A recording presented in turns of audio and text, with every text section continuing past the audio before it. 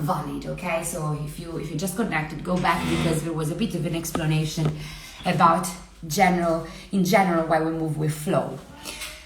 Okay, as children grow, though, we can add different type of movements, because their way of developing is changing, their coordination is developing, right? So my second proposal was to have scarves, for example, and in the reel that I shared, I put the scarves on the floor. I create like a rainbow floor, yeah, when I sing with them. So this is still a fluid movement, as you can see. They can do it fast, they can do it very slow. Sorry, I don't know what is this. I'm just gonna have a look, yeah? Let me see. Who's at the door? It's nice to work from home, but hey. Hi! Thank you! Thanks so much. Yeah, I'm not even sure that is for me. Anyway, let's go back to the lesson. Okay, so we can move the scarves in different ways. Yeah, I know, Shirley, right? So at the end of it, when you put down the scarves, you can also sing some patterns, right? Put down the scarves,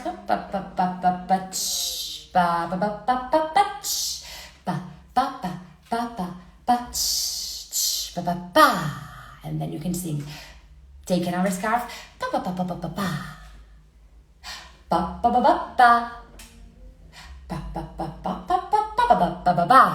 so you can put some patterns on the floor as well, and children would naturally try to imitate you. So that's a very good way of introducing singing patterns to kids, because you're not asking them to actually repeat what you're doing.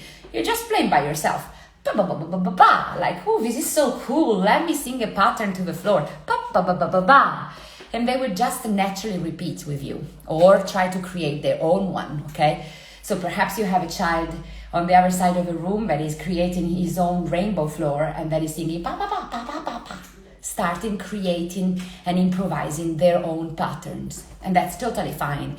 You can decide to copy them or not, but I'm going very deeply into the theory now. Another thing that you can do, of course, is to jump on the scarves, as I suggested in the video, in the reel. You can put all the scarves down, and then at the end you can just jump on top of them. You can still move with a type of flow when you're jumping, and children will jump with their own speed between the scarves, okay? And then at the end you can perhaps say, everybody jumping on green. What I do when my kids are already towards coordination, so they are already in the last stages of their development, is that I ask them to sing patterns at that point, and I would be like, who's jumping on gray? No, it would be, who is jumping on green scarves? And they lift their hand, and I'm like, okay, can you sing pa, pa, pa, pa, pa, pa, pa? And then they start repeating. Or I can say that one child at the end, when we are jumping, at the end of a song, that child will say a color on the last note. So I'm also working on their coordination between voice and movement. And if I say, for example, red, everybody that is on red needs to sing a pattern that child would create. Okay, so they also become teachers, and therefore their motivation and their self-esteem grows a lot. And the last way that I suggest in the reel to play this song with the kids is that basically you try to coordinate at that point a bit better your movement.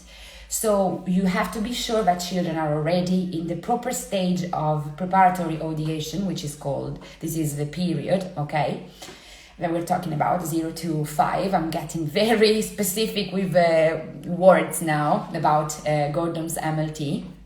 Anyway, when kids are in the last type of preparatory ideation, which is called assimilation, then they can start imitate movements in a much clearer way, or a bit more structured. So you can have the scarves and follow what you're singing.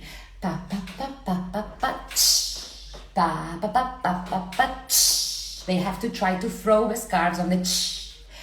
Or pa, pa, pa, pa, pa, pa, ch. ba ba ba ba ba ba ch. Okay, you can suggest different solutions here.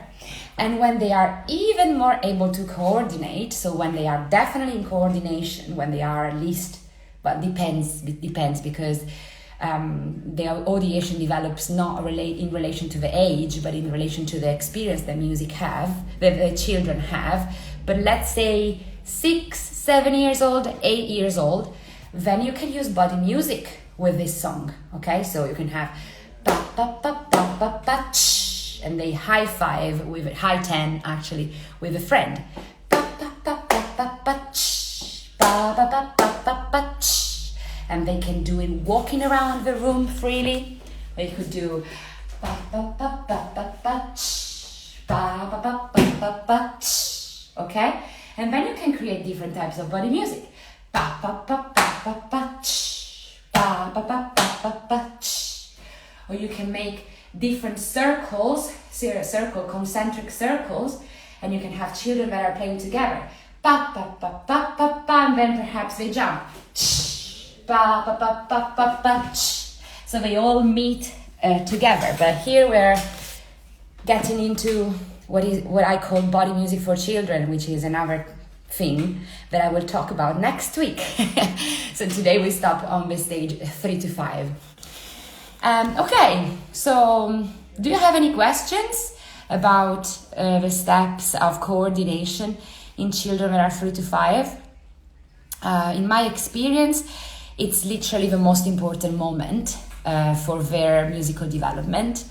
If they are guided too strongly into movement in this age, they could find it a bit strong or a bit too, sometimes frustrating. Sometimes they just need to move. They're very, very young and they just need to explore with their own body and doing what they need. And then you can be a bit more structured. So yeah, when in my course, the international training course, this age 3 to 5 starts from Gordon's music learning theory, but then it blends into body music for children, and especially because in the last stage I really work also on the executive functions, so attention, coordination, cognitive flexibility, inhibition of impulses or impulse inhibition. So for me, this stage is super important in the development of kids, and it needs to be taken care of very, very carefully. But at the same time, it's super hard work. Kids are full of energies, they jump, they make noise, they like to bang on drums, they like to make all the noise that they can. So it's very tiring as a teacher. But if you do it in the proper way, you are able to see the progress of the children in such a fast way. They learn so quickly that is quite impressive. Okay, so I can see that there are no questions. Therefore, I'm going to close my my live here. I hope you find it interesting. If you have any questions, just click and leave a comment below. This Thursday, if you are part of a music tree learning community, leave your questions here and I'm going to respond to these questions on Thursday in the Q&A that I run every week for the people that do courses with me. Okay, so yeah, if you have any questions, just leave your questions and I will answer on Thursday. If you just connected, go back from the beginning because all the explanation about coordination and movement was done in the beginning of a live. Thank you for being there. Thanks so much. And I'll see you next Monday with body music again. Yes. What song is for next Monday? I know what it is. I know it because I recorded it and I was about to forget it. Next Monday we do era lu lu lu, era di di di, era lu, era di, era lunedì. So we're gonna do an Italian nursery rhymes, which is very famous in Italy, and we're gonna do it also in English. Is it man, is it day? And then we're gonna do it also in Spanish. Es el lu, es el nes, es el lu, es el nes, no es lunes. So we're gonna do it Italian, Spanish and English. And in the reel, you will find how to use this song with children from 4 years of age up to 9 or 10 with all the different possibilities. So I hope you will be there also next Monday. And then it's going to be a break at the end but I will share with you a lot of stuff, because there will be Pedro Consorti here, which is this Brazilian teacher that is coming to my school in London to do his Musica do Círculo workshop, which is basically music, circle music and non-violent communication and cooperation pedagogy. So it's an amazing workshop that I'm super happy to have here in London, and I'm going to share lots of video with you. So yeah, if you're interested, follow that as well. And that is going to be 17th and 18th of August. Anyway, I'll see you next Monday, and any questions, just write. Bye.